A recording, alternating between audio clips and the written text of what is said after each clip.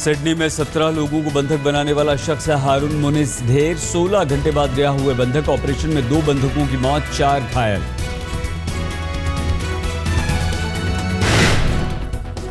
Sydney के Martin place में मृतकों को श्रद्धांजलि देने के लिए उमड़े लोग।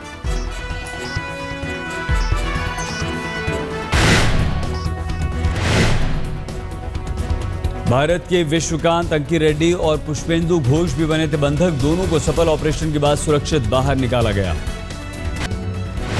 विश्वकांत के बाहर आने पर परिवार वालों ने बांटी मिठाई। आंध्र प्रदेश के गुंटूर जिले के रहने वाले हैं विश्वकांत। इन्फोसिस के हैं चारी।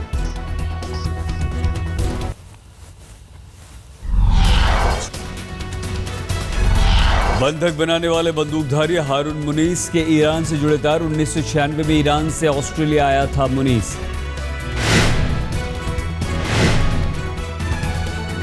हारून पर यौन शोषण और हत्या जैसे 40 गंभीर आरोप। अपनी पूर्व पत्नी की हत्या का भी आरोपी था हारून। बम डिटेक्शन रोबो की मदद से सिडनी पुलिस ने कैफे के हालात के लिए जानकारी। विस्फोटक का पता लगाने के लिए भेजा गया था रोबो। हमलावर ने हारून ने रखी थी 3 मांगों में ऑस्ट्रेलियाई पीएम अवार्ड से बात भी करना और ISIS का झंडा उपलब्ध कराना था शामिल। 16 घंटे के बंधक संकट के दौरान 3 बार बंदूकधारी की गिरफ्त पड़ी ढीली। पहली बार 3 लोग भागने में कामयाब रहे, फिर 2 महिलाएं निकली बाहर। तीसरी बार 5 लोग बाहर निकले। इसी में भारतीय बंधक अंकी रेड्डी भी थे शामिल।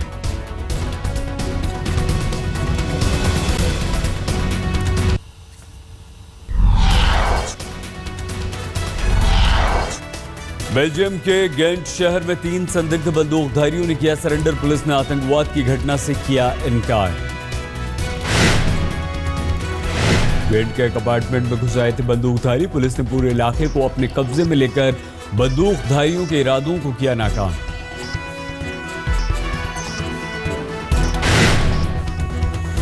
दिल्ली के निर्भया गैंग रेप कांड की आज दूसरी बरसी। मुनीरका बस स्टॉप पर कैंडल मार्च का आयोजन। यहीं से 16 दिसंबर 2012 में सवार हुई थी निर्भया। पीड़िता के माता पिता का आरोप, सरकार की कोशिशें महिला सुरक्षा के लिए नाकाफी।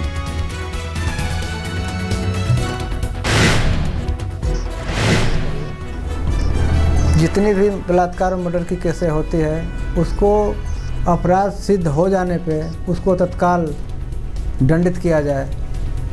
उसको रोकने का ही एक रास्ता है। जब तक मनुष्य के मन में डर नहीं होगा तब तक कुछ नहीं हो सकता है।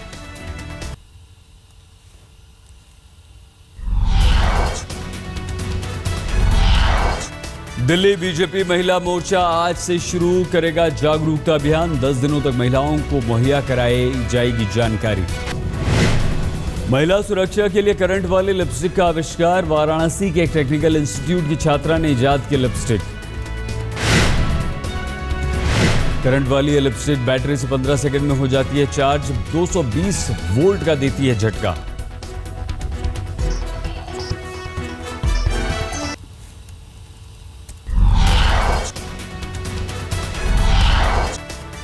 मोदी राज में एक बार फिर से पेट्रोल और डीजल के दाम कम हुए। आधी रात से 2 रुपए प्रति लीटर पेट्रोल डीजल हुआ सस्ता।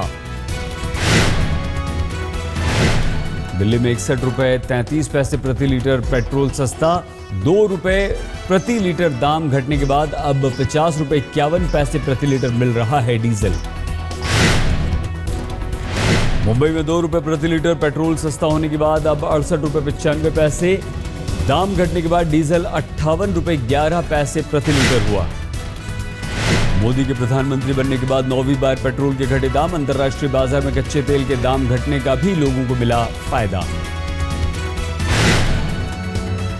मोदी के राज में डीजल के दाम भी 5वीं बार घटे। 26 मई को सत्ता संभालने के बाद से लगातार घट रहे हैं दाम।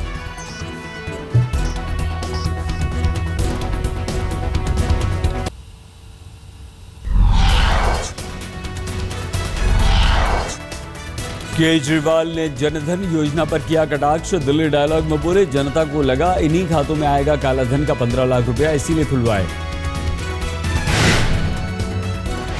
केजरीवाल ने कहा, राजनीति में नया हूं, एक चीज सीखी, भारतीय राजनीति में कभी इस्तीफा नहीं देना, नहीं तो जनता नाराज हो जाती है। इस बार 5 साल नहीं दूंगा इस्तीफा।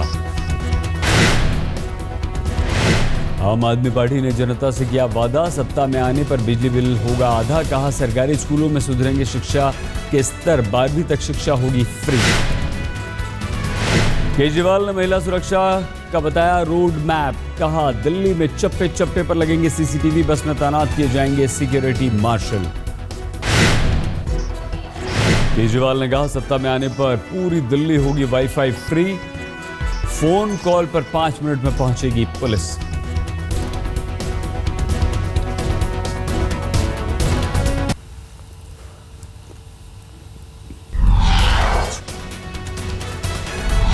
बीजेपी दफ्तर में हॉक्स कॉल के बाद पहुंचा था बम निरोधक दस्ता, जांच में नहीं मिला बम।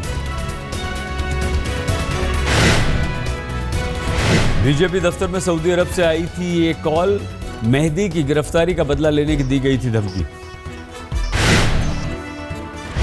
दिल्ली में उपराज्यपाल के घर के बाहर कांग्रेस ने किया प्रदर्शन। लवली ने उठाया रंगपुरी में झुग्गियां तोड़ने का मुद्दा। दिल्ली के विनोद नगर में बोले पूर्व मुख्यमंत्री भगत सिंह कोश्यारी। कहा, रामकथा में बीजेपी कथा को भी दें तरजीह। रामकथा है तो राम का काम तो भारतीय जनता पार्टी करती है, इसलिए रामकथा करो, उसमें भी भाजपा कथा होनी चाहिए, ताकि आगे राम जी का काम भारतीय जनता पार्टी ठीक ढंग से कर सके।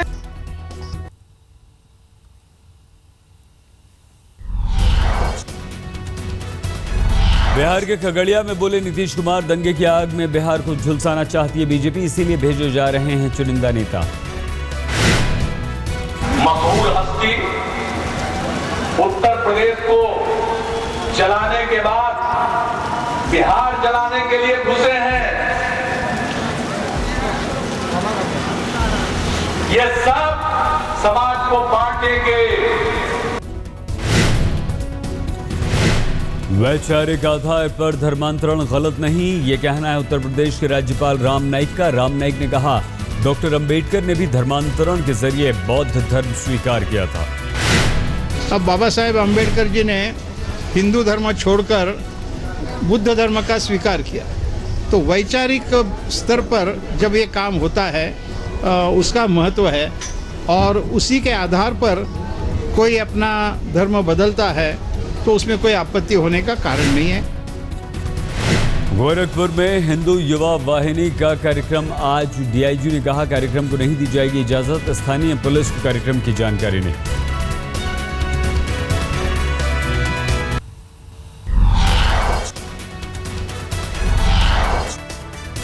मोदी के स्वच्छता मिशन से जुड़े क्रिकेटर इरफान पठान। वडोदरा में सफाई कर्मचारियों के साथ लगाई झाड़ू, सबसे मिले गले।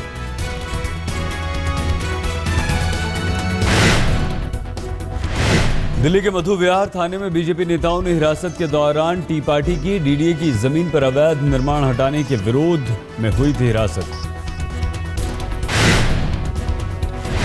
रोहतक में बस में छेड़खानी के आरोपी लड़कों और पीड़ित लड़कियों का होगा पॉलीग्राफी टेस्ट, जिला अदालत ने दिए निर्देश। नोएडा से दिल्ली गुड़गांव जाने वालों का ऑटो सफर होगा आसान। गाजियाबाद परिवहन दफ्तर ने 4000 परमिट नोएडा से दिल्ली, 1000 परमिट नोएडा से गुड़गांव के लिए किए जारी।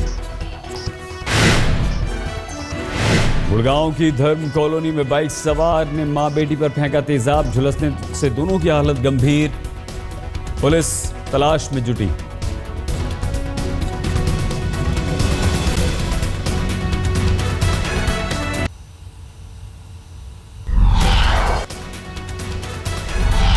ISIS के बाद अब ISI भारत में जुड़े जमाने में जुटी। बिहार के सुल्तानगंज में एक शख्स को आया पाकिस्तान की खुफिया एजेंसी में भर्ती का मेल।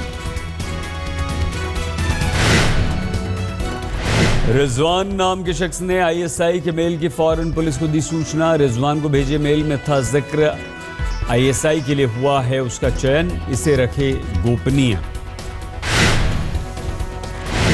यूपी के बागपत में बदमाशों ने पुलिस टीम पर फायरिंग कर अपने साथी बदमाश को छुड़ाया। दिल्ली यमुनोत्री हाईवे पर सुनील राठी गैंग ने वारदात को दिया अंजाम।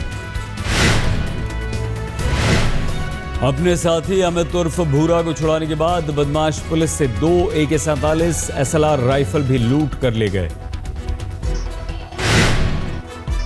मुजफ्फरनगर में शादी समारोह में फायरिंग से एक बच्ची की मौत और एक घायल। भौरा कला इलाके में वारदात, पुलिस जांच में जुटी।